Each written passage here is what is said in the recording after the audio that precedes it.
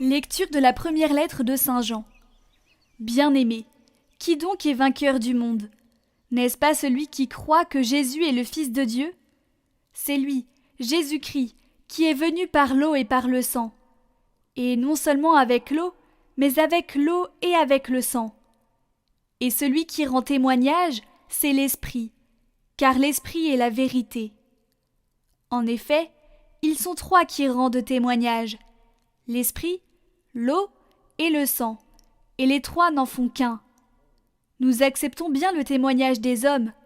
Or, le témoignage de Dieu a plus de valeur, puisque le témoignage de Dieu, c'est celui qu'il rend à son Fils. Celui qui met sa foi dans le Fils de Dieu possède en lui-même ce témoignage. Celui qui ne croit pas Dieu, celui-là fait de Dieu un menteur, puisqu'il n'a pas mis sa foi dans le témoignage que Dieu rend à son Fils.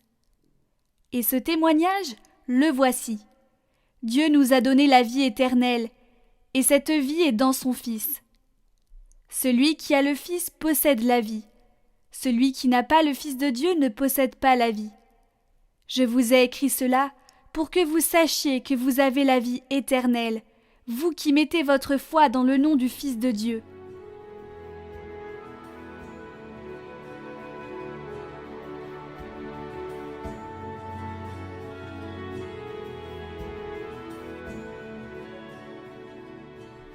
Glorifie le Seigneur, Jérusalem, célèbre ton Dieu, ô Sion. Glorifie le Seigneur, Jérusalem, célèbre ton Dieu, ô Sion. Il a consolidé les barres de tes portes, dans tes murs il a béni tes enfants. Il fait régner la paix à tes frontières, et d'un pain de froment te rassasie. Il envoie sa parole sur la terre, rapide, son verbe la parcourt. Il révèle sa parole à Jacob, ses volontés et ses lois à Israël. Pas un peuple qui les traitait ainsi, nul autre n'a connu ses volontés.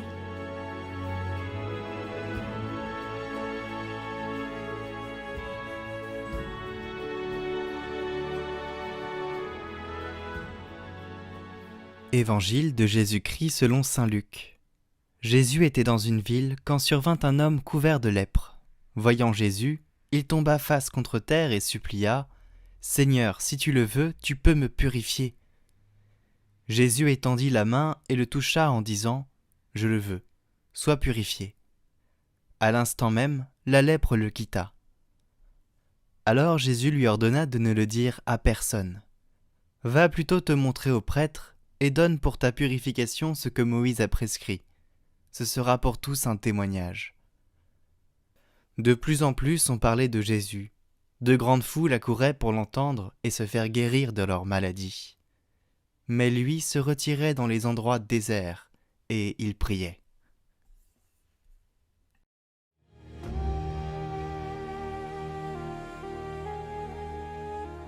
Par ce geste, Jésus manifeste sa puissance, non pas de façon spectaculaire, mais en signe de charité, de la générosité de Dieu le Père envers ses enfants fatigués et dans le besoin. Il est immergé dans la vie de son peuple. Il comprend sa lassitude, il comprend ses limites, mais il ne laisse personne se perdre ou échouer. Il nourrit avec sa parole et donne de la nourriture en abondance.